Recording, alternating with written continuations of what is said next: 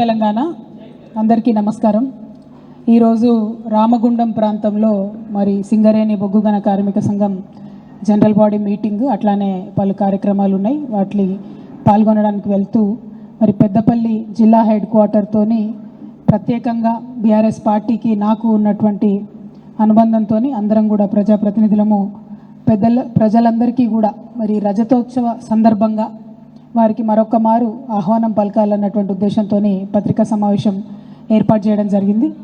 పెద్దపల్లి జిల్లా మీ అందరికీ తెలుసు, తెలంగాణ ఉద్యమ సందర్భంలో ప్రదర్శించినటువంటి చైతన్యం, ఇక్కడ వాళ్ళు చేసినటువంటి ఉద్యమాలు, ఈ జిల్లా ప్రజల నుంచి వచ్చినటువంటి మద్దతు తెలంగాణ రాష్ట్రం ఏర్పడడంలో అత్యంత కీలకంగా పనిచేసింది.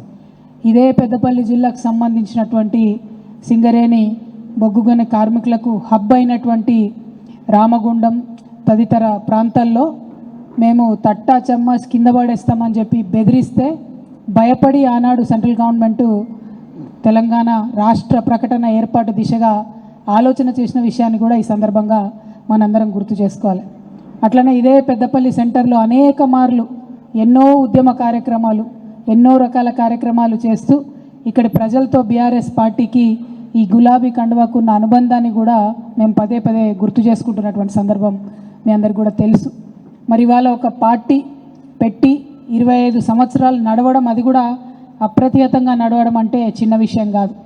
ఉమ్మడి ఆంధ్రప్రదేశ్ చరిత్రలు చూసుకుంటే దాదాపు ఒక 160 నుంచి 170 వరకు అనేక రకాల రాజకీయ పార్టీలు వచ్చినాయి పోయినాయి, కానీ నిలబడ్డాయి మాత్రం మన తెలంగాణలో మీరు చూసుకుంటే రెండు, అక్కడ టీడీపీ, ఇక్కడ బీఆర్ఎస్.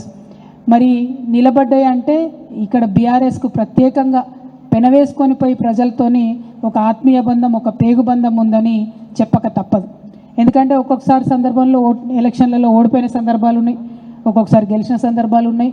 కానీ ఏది ఏమైనా ఈ గులాబీ కండువ కనపడంగానే కొట్టుకొని తెలంగాణ గుండె ఉండదంటే మాత్రం అది ఖచ్చితంగా తెలంగాణ సమాజం అంతా యాక్సెప్ట్ చేసేటటువంటి నిజం. ఎందుకంటే బీఆర్ఎస్ వాళ్ళను ఇదే గులాబీ కండువను ఎక్కడ చూసినా కూడా ఒకప్పుడు అవహేళన చేశారు. ఎందుకంటే 5-10 మందే ఉండే ఆనాడు మమ్మల్ని చూసి అవహేళన చేసినటువంటి వాళ్ళందరూ కూడా ఇవాళ అరే గవాళ్ళు ఉంటేనే బాగుంటుండే, మన రాష్ట్రానికి కొంత రక్ష ఉంటుండే అనేటటువంటి పరిస్థితి వచ్చింది. మరి ఇటువంటి ఒక పార్టీ పెట్టి మొత్తం భారతదేశ చరిత్రను మార్చి, చరిత్ర గతిని మార్చి 10 సంవత్సరాల్లో రాష్ట్రాన్ని దేశంలో నంబర్ 1గా నిలబెట్టినటువంటి ఈ పార్టీ రజతోత్సవ సంబరం అంటే సిల్వర్ జూబ్లీ 25 సంవత్సరాలు గడిచి చేసుకుంటున్నటువంటి సంబరం, అది వరంగల్లో చేసుకుంటా ఉన్నాము. మనం ప్రతి సంవత్సరం బీఆర్ఎస్ పార్టీ నుంచి ప్లీనరీ పెట్టుకొని ఆ తర్వాత ఎవ్రీ ఇయర్ సభ చేసుకున్నప్పటికీ కూడా ఇది ప్రత్యేకత ఉన్నది, చాలా ప్రత్యేకత. ఈ 25 వసంతాలకు సంబంధించినటువంటి మొత్తం చరిత్రనంతా కూడా యావత్ తెలంగాణ సమాజం నెమరు వేసుకునేటటువంటి సందర్భం ఇది. మేము కూడా బీఆర్ఎస్ పార్టీ నుండి జరిగినటువంటి అనేక ఉద్యమాలు, చేసిన త్యాగాలు అన్నిటినీ గుర్తు చేసుకుంటున్నాం. గుర్తు చేసుకోవడమే కాకుండా ఈ ఏప్రిల్ 27 నుంచి మొదలు పెడితే వచ్చే ఏప్రిల్ 27 వరకు కూడా ఈ సంవత్సర కాలం మొత్తం కూడా అనేకమైనటువంటి సాంస్కృతిక కార్యక్రమాలు చేస్తాం. బీఆర్ఎస్ పార్టీకి సంబంధించి మరి కేసీఆర్ గారికి సంబంధించి మొత్తం బీఆర్ఎస్ పార్టీ నడిపించినటువంటి ఉద్యమానికి సంబంధించి అనేకమైనటువంటి అంశాలను కూడా ముందుకు తీసుకొని పోతాం.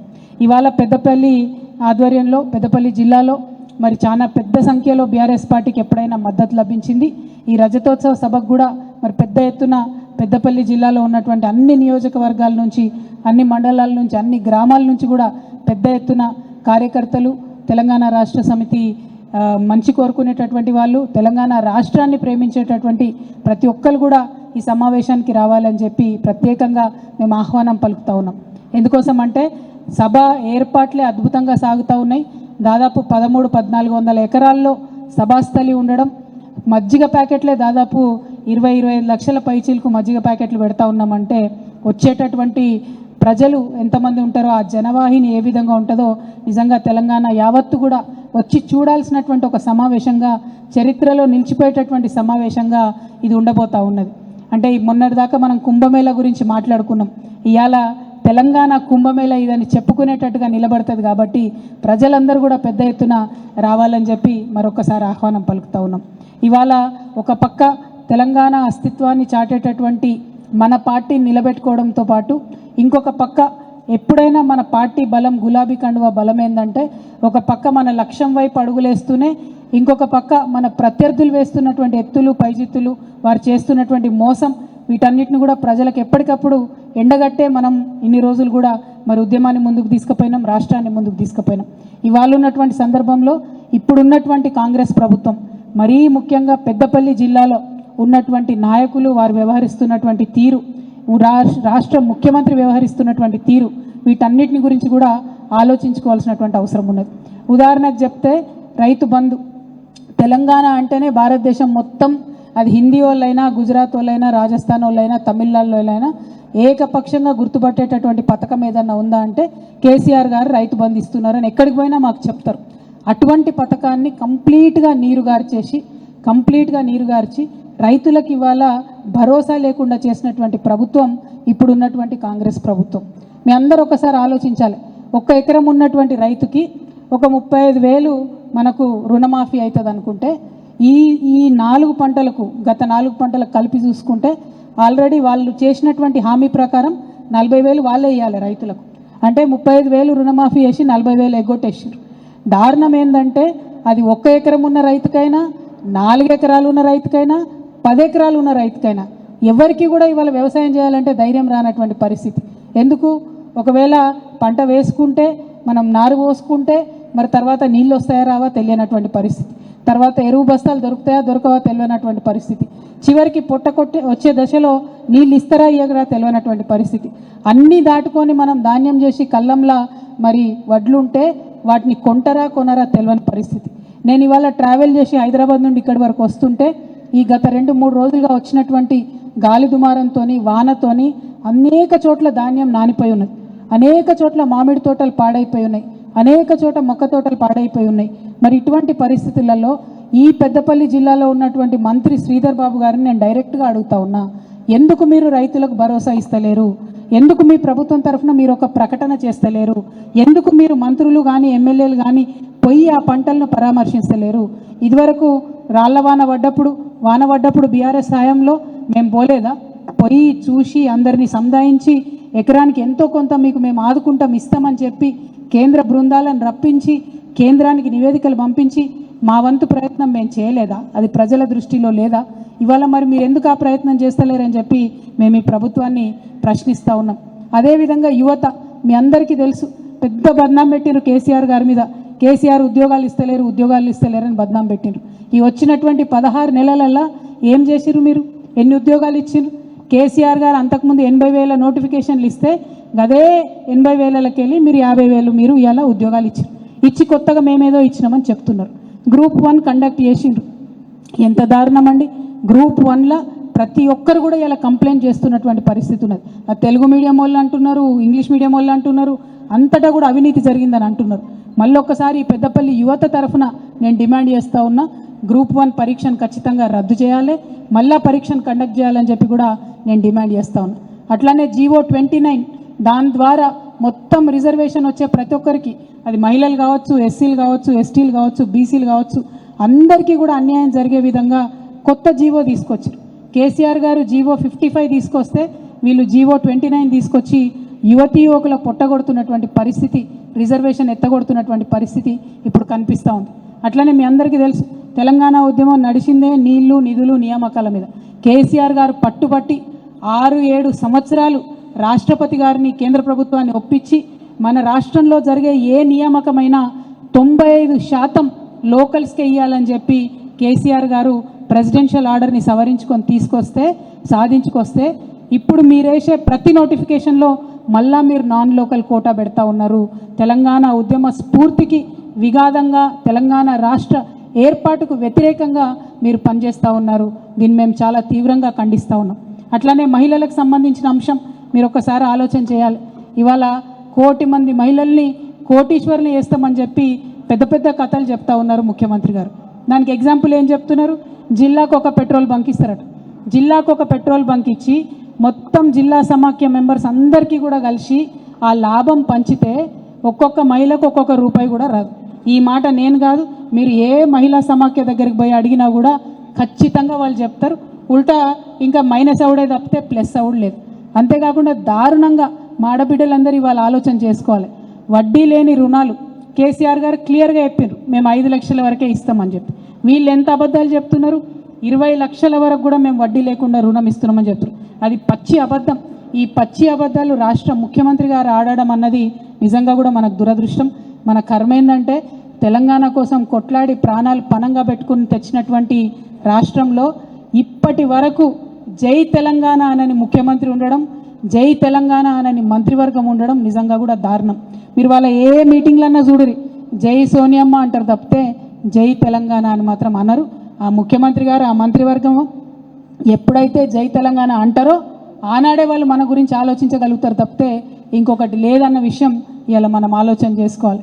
అట్లనే ఇదివరకు స్కూళ్ళు, గురుకులాలు ఎంత బాగుండే, అద్భుతంగా పిల్లలందరూ ఎవరెస్ట్ ఎక్కేటట్టుగా మనం చేస్తే, అందరికీ ఐఐటీలలో ఐఐఎంల సీట్లు వచ్చేటట్టు మనం చేస్తే, ఇవాళ పిల్లల్ని పొట్టబెట్టుకుంటున్నారు.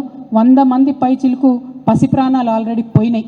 అట్లనే హాస్పిటళ్ళు ఎంత బాగుండే, కేసీఆర్ కిట్ ఇస్తే గవర్నమెంట్ హాస్పిటళ్లలో ప్రసవాలు పెరిగి ఉండే. ఇవాళ మళ్ళీ అది ఉల్టాయి, మళ్ళీ ప్రైవేట్ హాస్పిటల్కి పోయేటటువంటి పరిస్థితి వస్తుంది.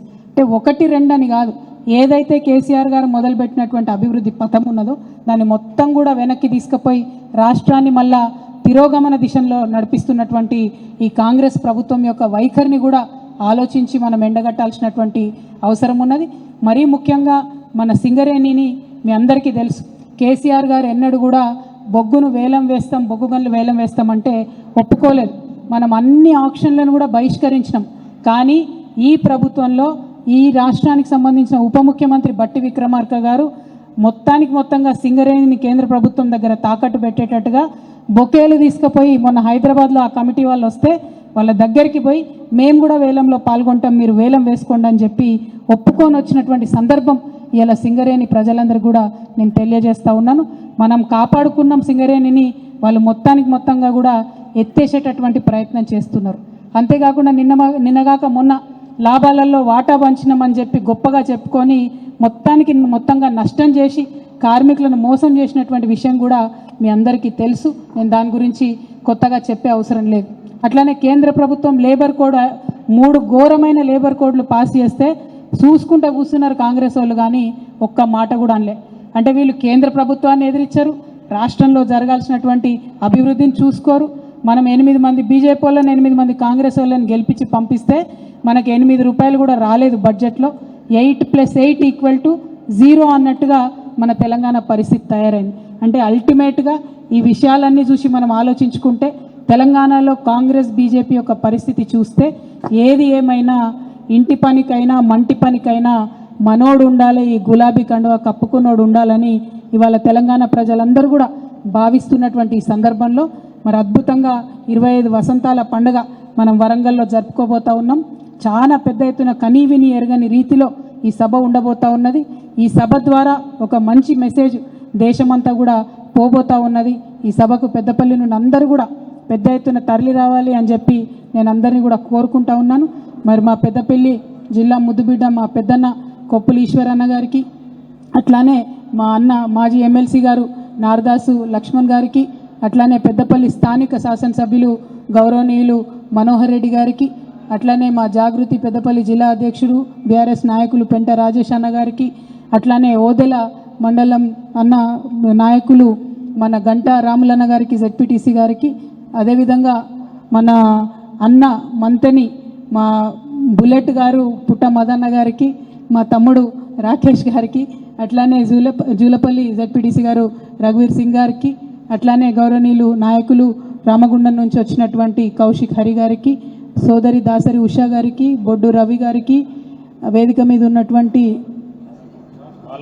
బాలాజీరావు గారికి, సుల్తానాబాద్ వచ్చారు బాలాజీరావు అన్న గారికి, రాజ్ కుమార్ గారికి, అట్లానే వేదిక మీద ఉన్నటువంటి నాయకులందరికీ కూడా హృదయపూర్వకంగా మా బండారు సీను గారికి, మా హారిక గారికి అందరికీ పేరు పేరున నమస్కారాలు తెలియజేస్తూ ఉన్నాను. మరి వీరందరి నేతృత్వంలో పెద్దపల్లి జిల్లాలో మళ్ళీ వచ్చేటటువంటి స్థానిక సంస్థల ఎన్నికలలో సింగరేణి బొగ్గుగని కార్మిక సంఘానికి సంబంధించిన ఎన్నికలలో 100% బీఆర్ఎస్ పార్టీ విజయం సాధించే దిశగా పెద్దపల్లి జిల్లాలో పనిచేస్తామని అందరికి కూడా తెలియజేస్తూ, వచ్చే ఎన్నిక ఏదైనా ఎగిరేది గులాబీ జెండానే అని మరొకసారి తెలియజేస్తూ మీ అందరి దగ్గర సెలవు తీసుకుంటా ఉన్నాను. Thank you. జై తెలంగాణ.